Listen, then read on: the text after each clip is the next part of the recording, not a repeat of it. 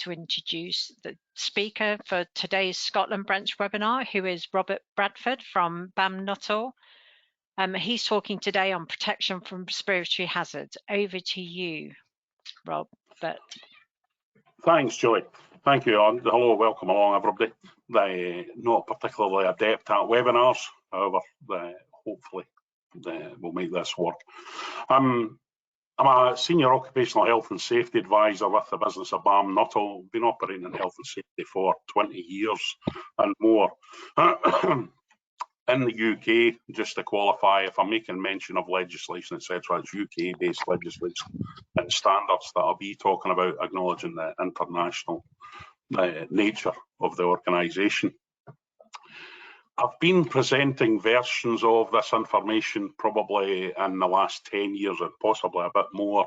And I suppose the purpose of today is to try and share some of the ways that I try to message to make the hazard of respiratory hazards as real as possible to those managing, the employers that should be managing these things, but also to the people who are likely to be exposed to the hazards.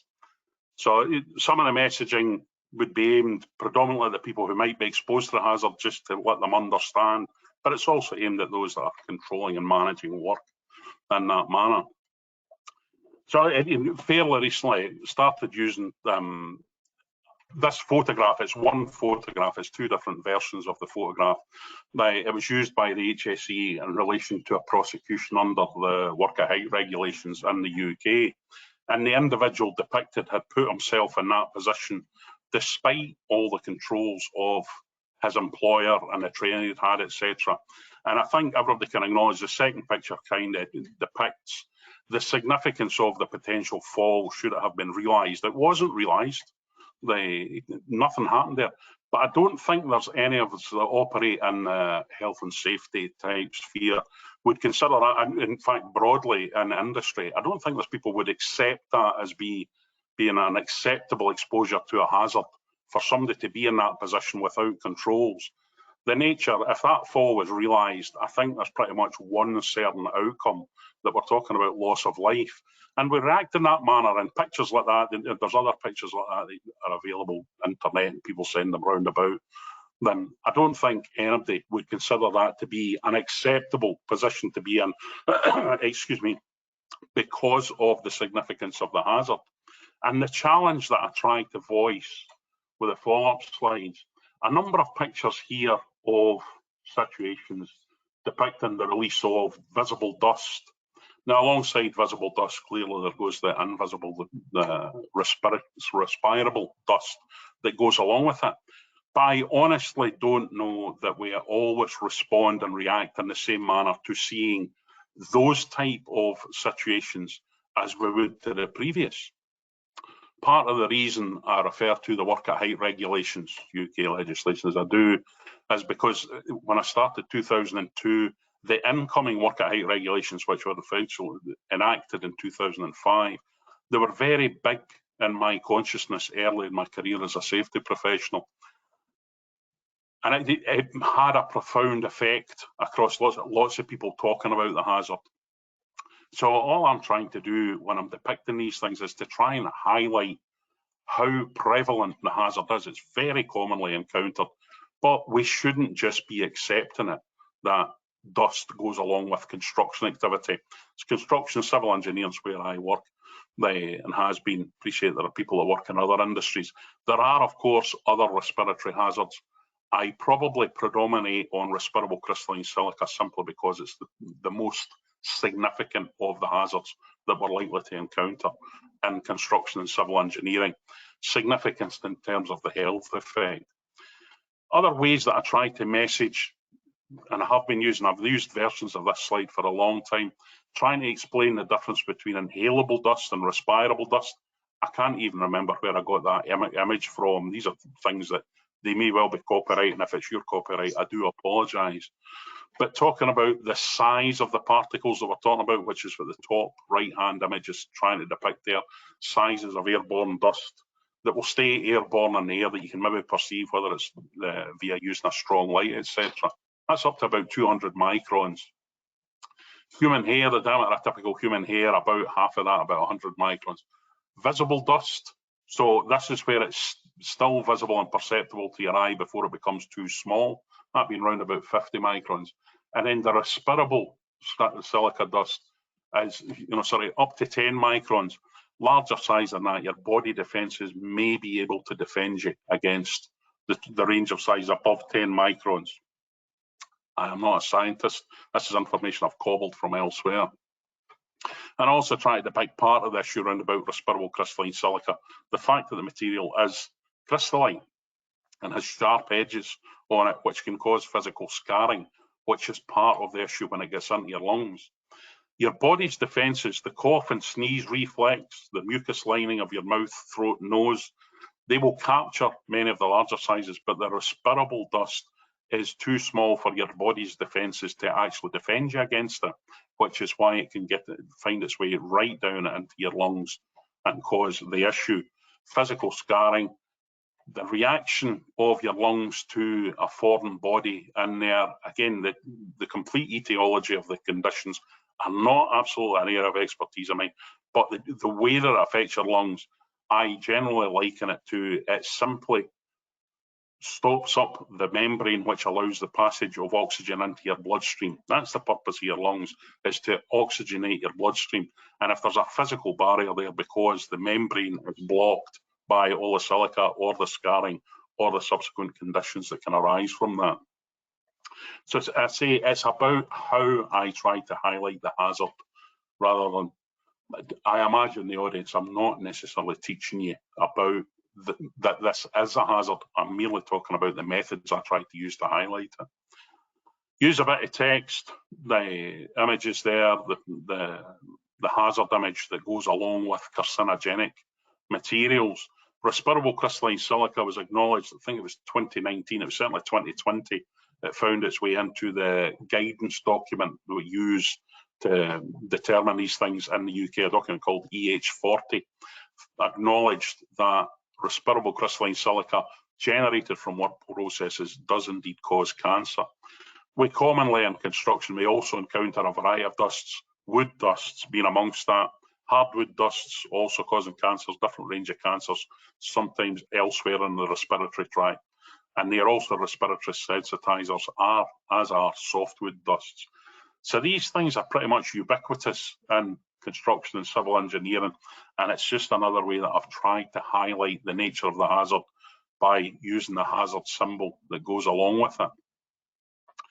Now my next slide is generally done interactively, and we don't have the interaction via this medium, unfortunately. But one of the ways that I try to do this with is a bit of a guessing game in the context of when I've got a live audience, and it's trying to guess which of these products may be the safest. Now, it's not an exact comparison because the nature of it depicted there, I have what might be known as classical poisons from those who have read Sherlock Holmes and possibly James Bond and such like. Cyanide and arsenic, they were used as classic poisons. They're probably very rarely encountered in my own industry, my own sector, but I use them because people may have heard of them. That's cyanide and arsenic. The nature of how they affect you can be different as well. Bottom left there, I have a fairly well-known health and safety executive image of the amount of silica dust that may be acceptable. And I'm never easy sits with that, using that word acceptable, but that's perceived to be the amount of silica dust that a person could potentially breathe in the course of a working day and not suffer significant ill effects. It's all very qualified language that I don't think there's any amount could be regarded quite as safe. But that's an image that's used, that's a 1p coin, such as we use in the UK. And then a picture of sheet lead, because I couldn't find a picture of lead, fume or dust. And the guessing game that I do as an interaction is which of these products might be the safest based on the levels published in the IIH40 document. They've all got a value, it's expressed as milligrams per cubic metre of airtime weighted average over 8 hours. So in the course of a day, how much could somebody breathe in? In this, not having the guessing game possibility. And it may come as a surprise that in actual fact, cyanide has the highest level that is permitted, if you like, by the IIH40, sitting at 5 milligrams per cubic metre of airtime weighted average over the course of a working day. followed up by lead, which is actually significantly lower, and lead's probably due for review in the next year or 2 years. It may reduce further. But starting to get an idea of that respirable crystalline silica sitting there alongside arsenic. When I'm delivering this in the flesh and with an audience there, I generally ask the audience who would like a big spoonful of cyanide. And you find that people get that they wouldn't want to be taking poison, and yet it is ostensibly 50 times safer than respirable crystalline silica or indeed arsenic. As I say, methods that I try to pass on the message of the significance of the hazard. It's all very heavily qualified. I quite often follow up with, roughly how much air a person might be breathing in and out in the course of the day. It's somewhere around the 4.5, 5 cubic meters in the course of the working day. Then large volumes of air, but very small volumes of the pollutant, if you like.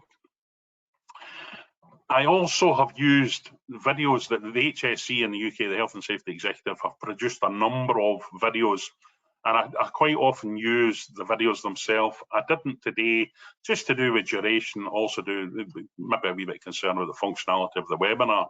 But the point I make, this is an exercise that the HSE carried out where they videoed and they had a live readout of the dosimeter, which was live measuring the amount of pollutant in the air as measured in the breathing zone of the individual. Now you'll see that the HSE person carrying out this test wearing coveralls and a powered respirator, as well as the dosimeter in there to protect them against a significant hazard. This is a petrol cut-off saw. It's probably ubiquitous in the construction industry that these are used. Thankfully, my perception is that use of water suppression, and I do move on to water suppression to talk about that, is fairly commonly encountered these days. But how quickly significant amounts of contaminant are produced from this abrasive process. So I've highlighted with the arrows there, trying to show that you might not be able to read the digit there, but it's 9 seconds in to this presentation, and there's an initial spike on the graph at the right-hand side. Now 0.1, it coincides pretty much with the horizontal line, which is the timeline, but you can see the red bar is significantly above the 0.1. So if it's 0.1 averaged over an 8-hour day, we've probably got far more than a day's worth, if you like. Again, simplistic message, but that's the way that I tend to present it. Within 9 seconds of a petrol cut-off saw starting up. The same would be true if it's electric operated or battery operated. Just a message of trying to highlight how quickly and how much hazard is produced very, very quickly. Another part of that same video actually shows a spike towards, and that's 14 seconds in, and it's showing a spike which is approaching 70 milligrams per cubic meter air. Vast quantities of respirable matter. So the cloud of dust that's actually perceived, that you can see in that image, isn't the whole story, because there's a vast amount of dust, as demonstrated by the size, the comparison in an earlier slide there. There's a vast amount which is in the respirable category. And if we're talking about getting up towards 70 milligrams, that's a considerable level above the daily exposure. You're probably talking several hundred days worth of exposure in terms of 14 seconds worth of production of uncontrolled hazard in that manner. So as I mentioned, I'm now much more commonly seeing the use of water suppression along with petrol cut-off saws. It's a very effective engineering control, as we talk about. I'm hoping some of the terminology is familiar to you. But as always, we need to consider any other hazards that might go along with that. So I generally do make mention of the fact that it can be very slippery if it's on a particular surface. So you produce this slurry that goes along with that. We need to consider about where the slurry is going, and also about how much pressure is built up in a bottle. Some people allocate a second operative to operate the bottle. So the protection that we have in place for the operator needs to be in place for any second operative or person nearby, which is a lot to do with the principle of reducing the numbers of people who may be exposed to the hazard. The HSE, they do produce a comparison video in there. I'm quite sure we could manage to sort out some mechanism to share the link. You can find them on the HSE's YouTube channel. they have produced a huge number of videos, and these in truth are fairly old, so they're not all that easy to find altogether. I do have them collected. If we can find a mechanism, we'll certainly share that. But this video, second video, showing that after 19 seconds worth of a comparable activity, that it's only just breached the 0.1 level, with the effective water suppression being in use the whole time that the cut's been formed. Right, so it is a really good and effective engineering control to use water in that manner for suppressing it. You will see, although the individual not wearing disposable coveralls in this time, they do have exactly the same respiratory protection as they had in the previous video. And part of the reason for that is clearly it has gone above the 0.1 limit, so there is still a respirable hazard there that the person could be exposed to. So you still need to have respiratory protection in place.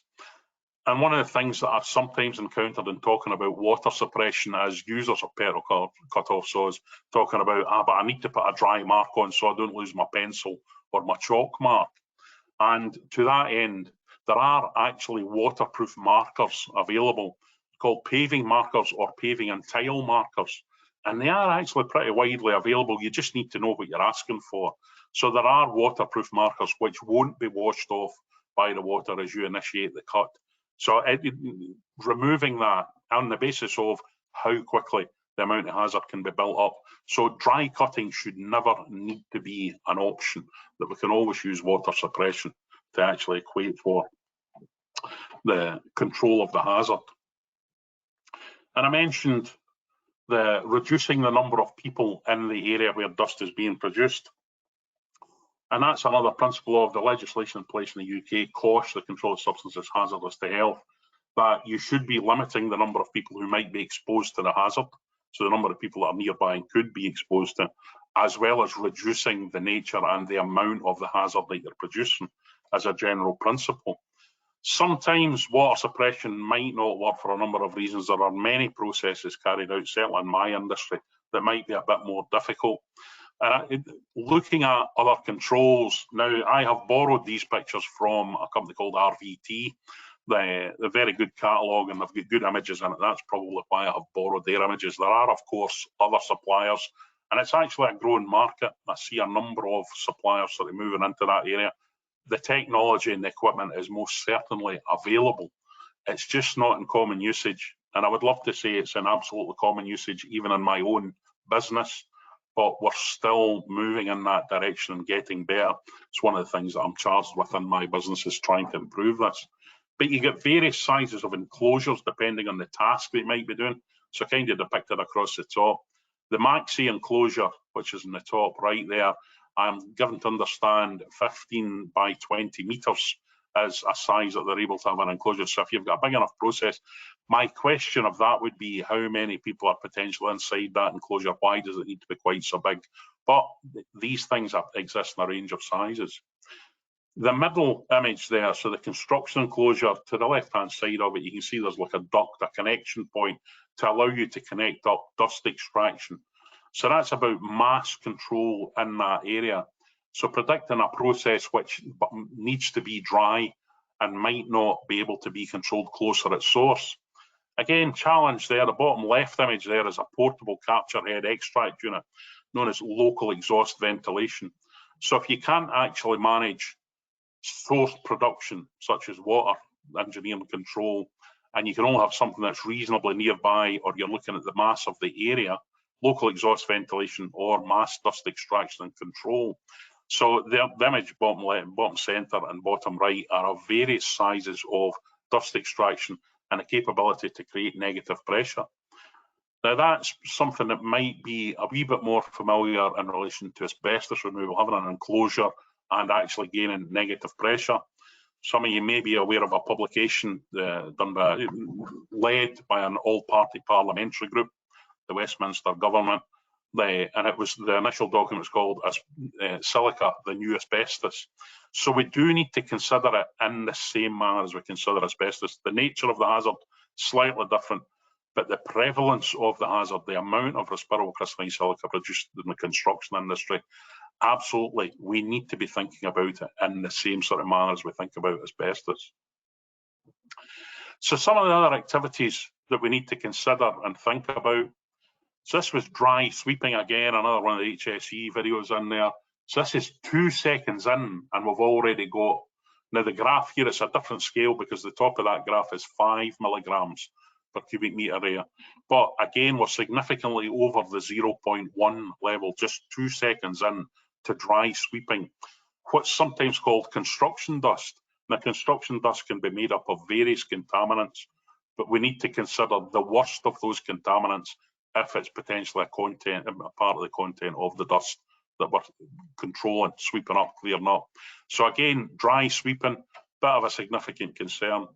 I always like to try and present a bit of a, well, what are the options that allow us to control these hazards? So in the context of cleaning up, certainly getting away from brush and shovel, dustpan and broom, looking at a suitable vacuum cleaner. And if you've got larger pieces in that material, then using something like a garden rake to remove the larger pieces to then allow you to vacuum up the smaller pieces. An absolutely valid control and method of doing it. And then even to the extent of further video using I think it's called a Tyndall lamp to sort of backlight the dust so that you can see it. This is simply a person patting themselves down. Now this video does not have the dosimeter readout in there, but certainly being able to see that dust under the Tyndall lamp, that's going to be fine dust. And there will be other dust, simply as contamination on a person's clothes. So again, thinking about these kind of things, possibly having clean-up stations, clean, dirty changeover areas in there so that you don't have people who are wearing their clean clothes being contaminated by somebody who's coming in who's all dusty from construction dust that's given us concern through RCS.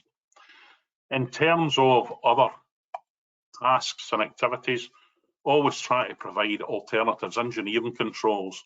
So on the left-hand side here, we've got somebody using an orbital sander, which is directly connected up to a vacuum cleaner, suitable vacuum cleaner.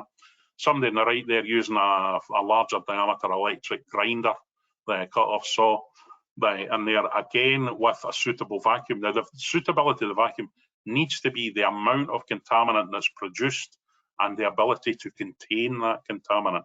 So that's why it needs to be, it's not just a domestic vacuum cleaner, even with the right kind of filter. Now, modern tools are all, despite the UK having stepped away from Europe, there is actually a European directive still influencing the manufacture of tools and equipment that they need to be compatible or be able to be made compatible for on-tool collection and extraction. So that's a method of connecting up a vacuum cleaner. So depict some images there. The images bottom left and centre from a manufacturer called Hilti, might be familiar to some of the audience. Very good and active manufacturer in the realms of hand-arm vibration, noise, and not surprisingly, dust capture and control. So on the left there, a device which can be fitted onto a suitable size of a grinder to form a hood, and it captures the dust in the direction of flow. Similar there with a circular saw used for cutting timber and timber type products with a compatible vacuum. And on the bottom right there, it's a more generic piece of equipment that will fit onto possibly different manufacturers' equipment to provide the same shroud and capture of the contaminant. And just to point out in this image here, both the users that you see there are also using respiratory protection. So a powered respirator on the left and a tight fitting material respirator on the right hand side. Talk a wee bit about respirators in a moment or two. Excuse me, just to take a quick sip. Dry throat. I usually like to try and have interaction because it gives my voice a bit of a rest. Again, other tool compatibility. So this is a device that allows a larger breaker, and the breaker point actually operates through the collection device, which is again connected up to the vacuum cleaner. So it's collecting the contaminant at source, so the place where it's produced before it gets the chance to get to the operator. They can be pretty effective, very high percentage capture in there, and certainly in the 80% zone, possibly getting up to 90% of the contaminant actually being captured by that manner.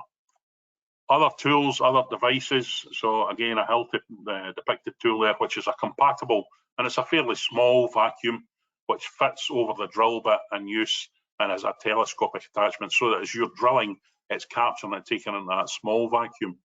Similar principle in the image on the right there, but the device is a kind of standalone. It's the power of the vacuum that keeps it sucked onto the surface into which you're drilling, and you're able to drill through the brushes that are in there, different sizes depicted below, depending on the size of the actual drill bit or core piece that you're using. Again, you wouldn't necessarily be wanting to mix water with many electrically operated tools. So you need to find another method of doing it. A sort of generic hood cowl on the right-hand side there that can fit over core bits, etc. And again, a development, I think, by Hilti, a hollow drill bit depicted on the left there. So it's actually hollow, and those holes that you see in the image, actually the vacuum directly works through the tool, so it's actually capturing the contaminant through the tool, that it's not actually even getting to the outside, and you need to control it at that point. These things, potentially useful, different applications for different scenarios. So generally passing on the message to make sure that we don't want to be dry sweeping the depiction of the broom on the bottom left there. Replace that instead with a vacuum. It does indeed need to be a suitable vacuum for the volume of contaminant. The twin cylinder vacuum that you see depicted in the centre there, they're very effective as a reciprocating valve arrangement, so it clears the filters, and the media that's captured goes into those clear sacs at the base, which means you're able to then tie them off and remove them and replace them without anybody being exposed to the hazard. Something that's sometimes not quite recognised, emptying of the vacuum, if you've used it to clean up, if you then need to take the lid off it and empty it into another receptacle, you're potentially releasing the dust again and to the person that you're trying to protect by using a vacuum. And a bit about filtration. So the image in the top right there, high efficiency particulate air filter or medium efficiency particulate air filter. So you might be familiar with the terminology HEPA, a HEPA filter, which for domestic vacuums is sometimes to do with animal dander, etc., so that you're not getting allergic reaction. The filtration needs to be at least medium efficiency, so a MEPA filter, but it's more to do with the vacuum than the filtration. Just, again, methods of trying to pass on the message. For those mass circumstances where you may have large amounts, one of my early pictures there was depicting the delivery of the rock materials, crushed stone material, and the dust going along with that. So this is technology that I first came across in the context of demolition industry, that they were actually using mist cannons quite effectively. The organisation I work in, part of our business, we do a bit of quarrying, so winning the rock, crushing and processing the rock, all quite dusty. So we now use these mist cannons pretty much as a standard. I would love to say it happens all the time. There are occasions, unfortunately, for various reasons, that it might not have been implemented. We're getting a lot better, but it produces mist. And the trick being trying to have the droplet size small enough so that the smallest pieces of dust are actually being wetted by it. You might be familiar with surface tension, that you see water sitting on top of a surface and not absorbing into it because of its own surface tension. That's part of the issue around about wetting mass dusts. So the image in the top right there, that's a self-contained eco unit, which I'm advised from the catalogue from whence I took the picture, that it can run for 6 hours on the tank of water as depicted, with its own battery supply, which can then be recharged and replenished. The mount on the top of it is posable and directable, and you can use the wind direction to your best advantage. Now the image at the bottom there, although that wasn't taken from somewhere, it actually depicts a principle, and it was a colleague, a friend of mine, someone I worked with a number of years ago, with a bit of an issue in an underground car park, where someone had unwisely gone in and carried out some dry task, and you could see the dust glinting in the air. And Ewan, bless his heart, he needed to get in there and do some work without having loads of water in the place. And he recognised that having a jet wash on site, and he went in and he used the jet wash, which was just a very fine mist, just to knock the dust in the atmosphere down. We left it to settle overnight, and we were able to get in and do the road markings the following morning in this underground car park, because the dust had all been settled down out there without masses of water. So it is a potential. That image there, it's not what it's depicting a chemical application to another process. In the dust environment, I would generally be looking for respiratory protection on the individual as well, either through powered respirator or through tight fitting respirator. And some of the other images, one of the other images there that I depicted was a process that we sometimes use called soil nailing. Now, this device here sits within our quarrying part of the business. This carries out drill and blast in quarries, and it's one of the areas where there can be very significant amounts of dust produced. So the image there, maybe not quite as clear as it could be. There is actually a dust capture head at the point where the drill enters the ground. There's a hose sort of disappearing to the left and up round, and it's a filtration dust system. But the other thing that all modern machines are fitted with is a hermetically sealed cab. So using the air conditioning with the doors and windows closed actually does protect the operator, and it is a key item that's on servicing lists to make sure that filters are checked and updated. We need to protect the people that are working on the system, the filters, etc. But we can most definitely protect the operator.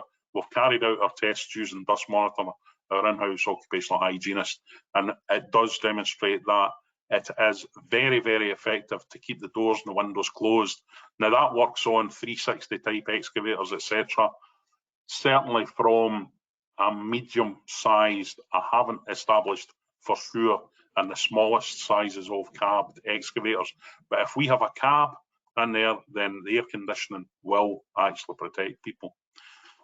And I've mentioned PPE a couple of times. PPE needs to sit at the lowest end of the hierarchy. And it's simply because it always fails to danger. If it's not quite working for some reason, that person is exposed to the hazard. And there are limitations around particularly tight-fitting respiratory protective equipment, respirators, as they're talking about. And I think it's something to do with that mandatory image that's fairly ubiquitous in my industry and others that depicts a tight-fitting mask. I think that's why a lot of people don't think much beyond tight-fitting respirators. Limitations with tight-fitting respirators, you need to prove that it actually does protect the person.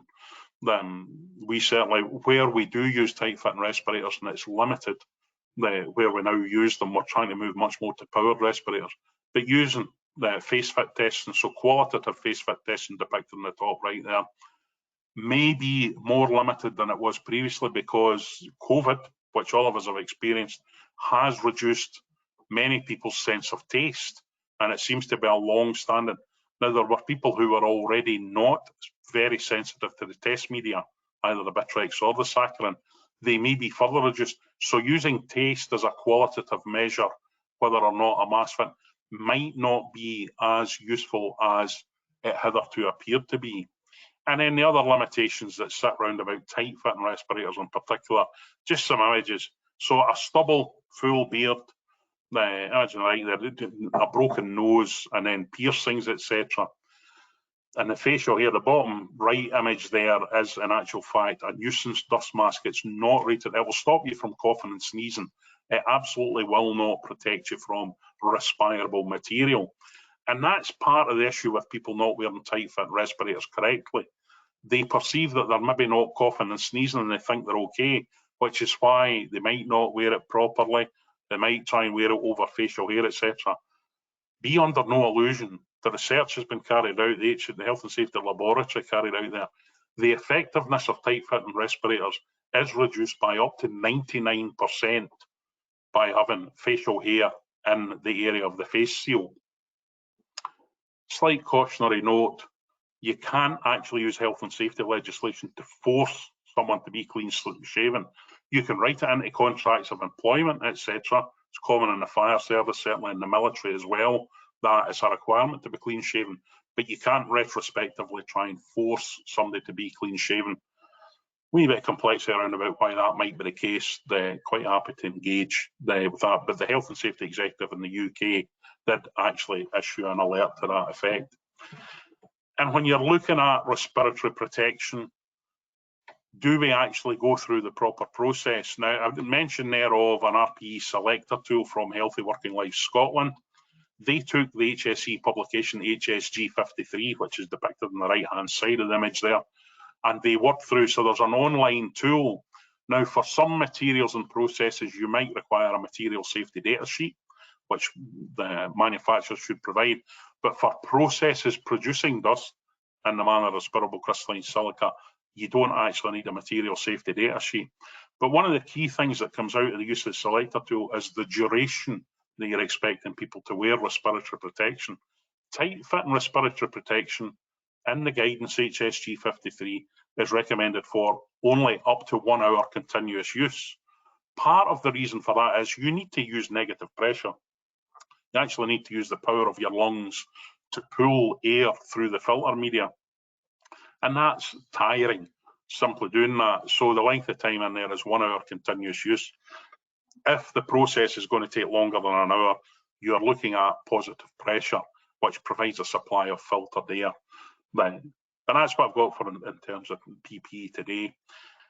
As I say, just trying to give you a bit of an idea of some of the techniques, some of the information I try and pass on to make the hazard as real as possible so that the maximum number of people actually understand and do something about it. The aim very much is to try and ensure that everybody gets home healthy every day. So there you are, that's the message I have for you. Julie, I don't know if there's any questions have popped up in the interim. No, we haven't had any questions yet. So if anybody would like to ask Robert a question, now's the time if you want to put it in the questions area. Are there any kind of top tips you can leave people with, Robert, in the meantime, just to give people a chance to pop a message in the... Yeah, I think certainly I've been passionate about the topic for a long time. Probably a number of reasons for it, you know, a bit of my past. My granddad was a coal miner, and although he appeared to escape from it, good friends of his that he worked with in the coal mine, they did not. And I remember as a child, fairly small, primary age certainly, going with my granddad to visit a former colleague who had an oxygen bottle and a mask. And it wasn't a pleasant visit, his voice wasn't great. I now probably recognise that he had chronic obstructive pulmonary disease. And I imagine it would probably, I don't remember going to see him again, and I imagine that he died fairly soon after we'd been up to see him. Might have been while my granddad was going up to see him, that he was kind of in his last legs. The effect that this has on people isn't immediate. I understand and I get the work at Height Image that I showed them, certainly the immediacy of physical safety. But the long term, these people disappear from the workforce earlier than might otherwise be necessary.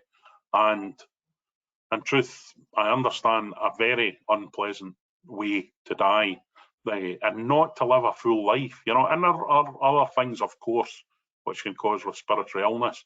But morally, I find it quite strange and offensive that we almost accept it. And the industry that I work in sectors of the industry, we almost accept that dust kind of goes with the job, and we don't do a great deal about it more than a bit of water suppression when we think about it, when there is much more that could and should be done. Thank you for that. Very important points there. We've had a couple of questions in. So the first one is from Ray. So Ray has asked, is there any place for loose-fitting masks in the workplace? When are they acceptable, please, and when not acceptable? So loose-fitting terminology, needs to sit alongside powered respiratory protection. So it's a supply of powered filtered air, whether that's from an on-the-belt device, etc. Loose fitting, I'm unsure if you're maybe referring to face coverings that we've all become familiar with in the context of COVID. Loose face coverings in that manner are there to protect others from what I may be exhaling if I happen to be infectious. And that's a protection. Acknowledge that there has been a lot of testing and work carried out to try and understand how effective they are. My understanding is the testing was carried out, how effective they were. If someone exhaled, coughed or sneezed in your direction, how much protection a face covering might protect you from that infectious agent. But certainly in terms of respiratory hazards, I'm talking about construction dust and RCS, they do not provide any protection at all. Great, thank you. And then the final question from Fiona, can you recommend a powered respirator type, please? So the ones that I'm familiar with generally require to have a construction head top because we work in construction. I think I've managed to identify 8 or possibly 9 manufacturers who manufacture construction head tops. As far as my experience, and I've now experienced 6 of those manufacturers, so the filtration system, they all appear to be they're all good. They don't. There is one manufacturer in particular where it automatically senses and increases the flow of air. One that I know of, there may be others. There's one that manually allows to increase the flow of air should you require to do that. And it's to do with the rate of respiration, etc. But it's also the one that automatically I'm thinking of, that automatically does it. It's to do with how much air is easily passing through the filter. Things that I can say about positive air pressure respirators, the filter life, you're getting maximum use out of the filters, where with disposable tight fitting respirators, they might be getting used for a part of the day and then disposed of, that you're not actually getting full use out of a tight fitting respirator in any case, where you do with a powered respirator that's providing filtered air to the user. I don't have any particular allegiance to any particular manufacturer. There are some that seem to be slightly more appealing to users than others. We found one which is for explosive atmospheres, etc. Manufacturer in Scotland, down in the southwest of Scotland, and it has a hood, a much bigger hood and cowl round about it, and it seems to be a bit less acceptable to the users because it appears much more significant than those that are, even those that are a specifically designed headpiece, rather than, if you like, an adapted hard hat. But they all have their benefits. They're certainly all capable of protecting the wearer when used and worn correctly. Great, thank you for that. We've had thanks from Robert for the first question. So obviously you answered his question. He said fab presentation as well. So that just leaves me to thank you for a really informative presentation today, Robert. Thank you so much for giving up your valuable time to present to the Scotland branch today. I'd also like to thank the Scotland branch committee who organised this webinar. Unfortunately, weren't able to be with us today. I'd like to thank everyone for attending, and we hope to see you at the next Scotland branch webinar. Good afternoon or good evening, wherever you are in the world. Thank you. Thank you very much from me as well. Thank you.